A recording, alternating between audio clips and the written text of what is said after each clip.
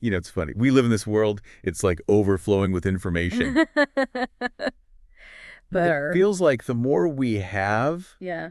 the harder it is to actually know anything, for sure. Yeah, It's no, like we're yeah. constantly trying to sift through Yeah, this massive data dump, it's true. trying to figure out what's real and what's just noise. The sources we're diving into today offer a really interesting perspective on this. They talk about escaping the hallucination Okay. and finding clarity through something called present moment testing. Okay, escaping the hallucination. That sounds intense. Right. But the essay, Pasted Text, actually uses a really simple analogy to explain this. It talks about the difference between trying to navigate a city Mm-hmm. with an old, outdated map Mm-hmm. versus using a live GPS app. Ah, I see where this is going. With the outdated map, you're bound to run into all sorts of problems. Streets might have changed, landmarks could be gone. You're basically setting yourself up for a frustrating and confusing experience. Exactly. It's like trying to find your way using information that's no longer relevant to the current reality. And pasted text argues that. This is essentially what we do when we cling to outdated beliefs or rely on information that hasn't been tested against the present moment. And that's where the GPS analogy comes in. A live GPS app is constantly updating based on real-time data, giving you the most accurate and reliable information to navigate your surroundings.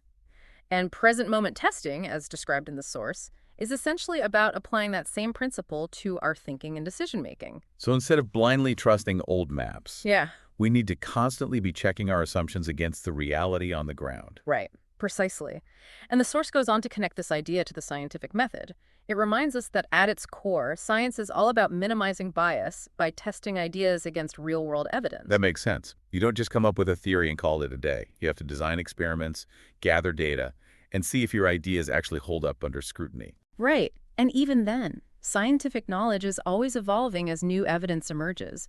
The scientific method acknowledges that our initial understanding might be incomplete or even flawed. So it emphasizes this constant process of testing, refining, and updating based on what we observe. So basically, science is like a giant, ongoing, present moment test of our understanding of the universe. Exactly. And pasted text makes the point that even things like historical accounts or scientific theories from the past can be tainted by the limited knowledge and biases of their time. Yeah, like that whole the earth is flat thing. Imagine clinging to that belief today. We've obviously moved on because we have new evidence and better ways of understanding our world. It's a great example of how present moment testing allows us to break free from those limitations and update our understanding based on the latest and most accurate information. And the essay uses another really compelling example to illustrate this, the Industrial Revolution. Oh, yeah. That was a pretty big deal, wasn't it? But I thought it was mainly about inventions like the steam engine and the cotton gin. It was about those things, but it was also about something much more fundamental. The Industrial Revolution wasn't just a period of new inventions. It was a period where people figured out how to test and refine those inventions in real time, constantly iterating and improving upon them. So it was like a giant real-world laboratory where people could experiment, get feedback, and make things better. Exactly. And that constant feedback loop, that commitment to present moment testing, was a key driver of the unprecedented progress we saw during that era. Wow, I never thought about it that way. Yeah. So it wasn't just about the inventions themselves. It was about the process of constant improvement that allowed those inventions to flourish and change the world. Precisely. And if we connect this to the bigger picture, Yeah. we can see that this principle of present moment testing is still incredibly relevant today, especially in fields like technology and manufacturing. You're right. Think about how software companies are constantly releasing updates, fixing bugs, and adding new features based on user feedback. Exactly. That's the present moment testing in action. They're essentially using real-time data from millions of users to constantly improve their products. And it's not just software. Think about how manufacturing processes have evolved. Factories are now highly automated, with sensors and data analysis being used to constantly monitor and optimize production in real time. It's fascinating how this principle that drove the Industrial Revolution is now woven into the fabric of our modern world, from the apps we use to the way things are made. Absolutely. But speaking of technology, this brings us to a really interesting and potentially challenging area where present moment testing becomes crucial. Artificial intelligence, or AI. Right. And the source highlights a key challenge with AI. It's often trained on massive data sets of historical information, which, as we've discussed, can be riddled with the biases and limitations of the past. That's a bit unsettling. So even though AI can process information at incredible speeds, it could also be inheriting all sorts of outdated and potentially harmful biases. It's a real concern. Imagine teaching a child using only textbooks from 100 years ago. They might be technically proficient in reading and writing, but their understanding of the world would be severely skewed.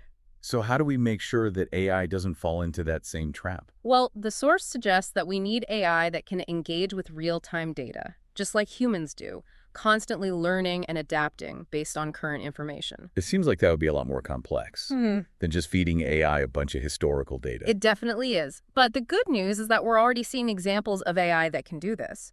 Interactive AI models, like ChatGPT, for instance, are designed to have conversations with users.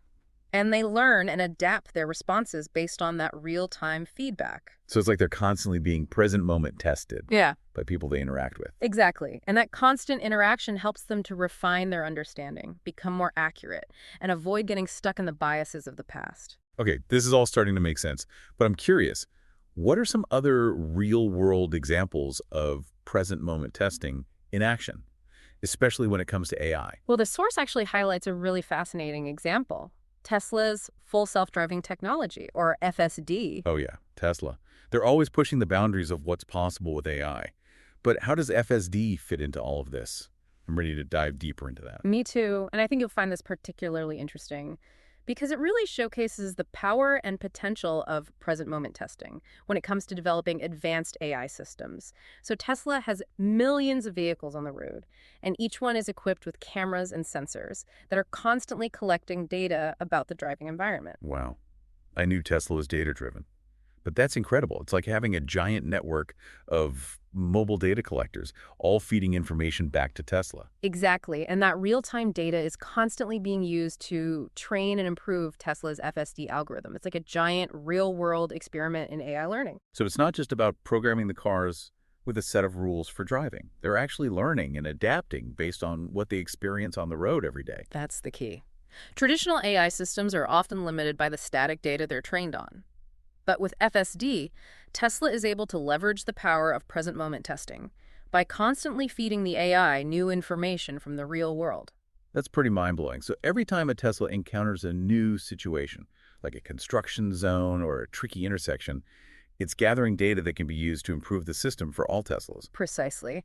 And that's how Tesla is able to continuously refine its FSD algorithms, making them safer and more capable over time.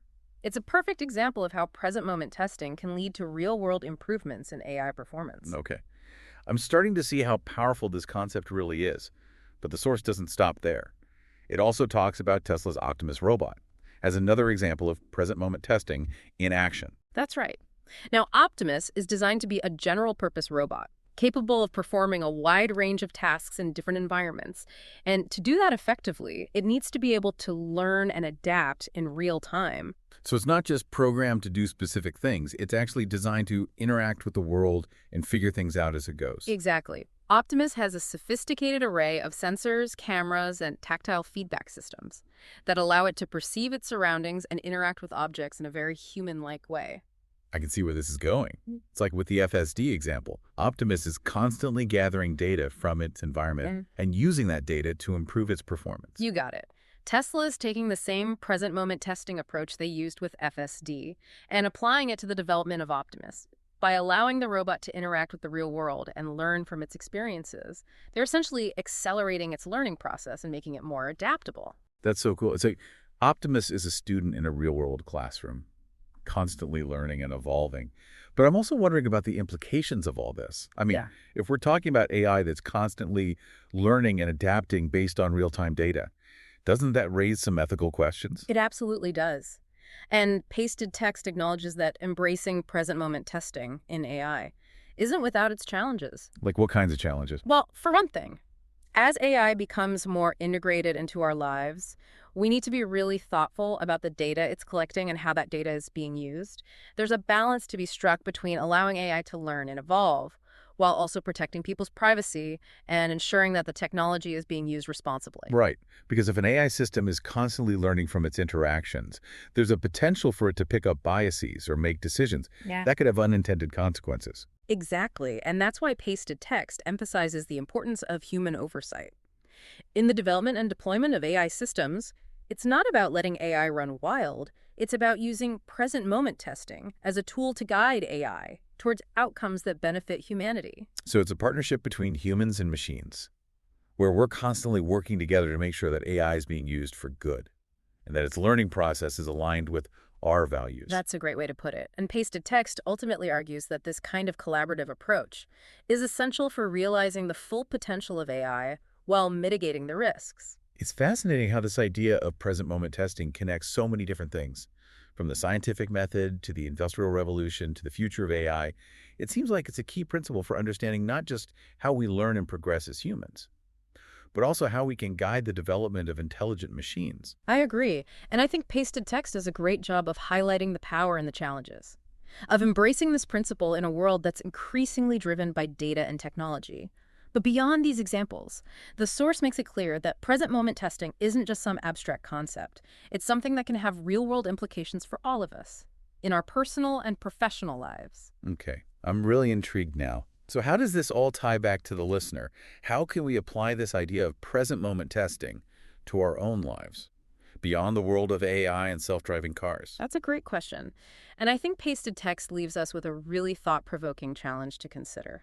The essay asks, if constant real-time feedback is the key to minimizing bias and maximizing progress, what areas of your life could benefit from more present moment testing? Whoa, that's a really powerful question. It makes you step back and think about all the areas where we might be stuck in old patterns or clinging to outdated beliefs. Exactly. It's so easy to go through life on autopilot, relying on assumptions and habits that we've formed over time.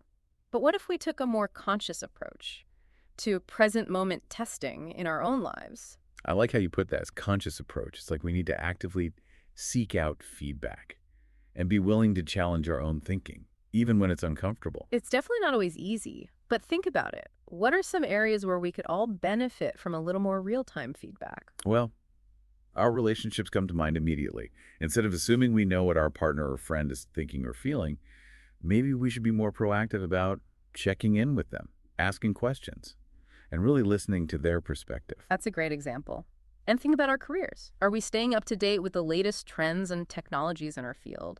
Are we actively seeking out feedback from colleagues and mentors to identify areas where we can grow and improve? It's like instead of just going through the motions, we need to constantly be asking ourselves, how can I do this better? Yeah. Or what am I missing? And it's not just about seeking external feedback. It's also about being more self-aware, paying attention to our own thoughts, emotions, and behaviors, noticing when we're getting stuck in negative patterns, or reacting defensively to feedback. That's a really important point. Present moment testing isn't just about what's happening around us. It's also about being honest with ourselves and being willing to adjust our course when we're not living up to our own values or goals. Exactly. It's a lifelong process of learning and growth, of constantly checking in with ourselves and with the world around us to make sure we're on the right track. It's like we're all on a journey, and present moment testing is the compass that helps us navigate through the complexities and uncertainties of life. And that's why this deep dive has been so fascinating, because it's shown us that present moment testing isn't just a cool concept. It's a fundamental principle that underlies so much of what makes us human, from the way we learn and evolve to the way we build relationships and create a better future. So as you go about your day, think about the areas where you can incorporate a bit more present moment testing. It might just lead to some surprising insights and positive changes in your life.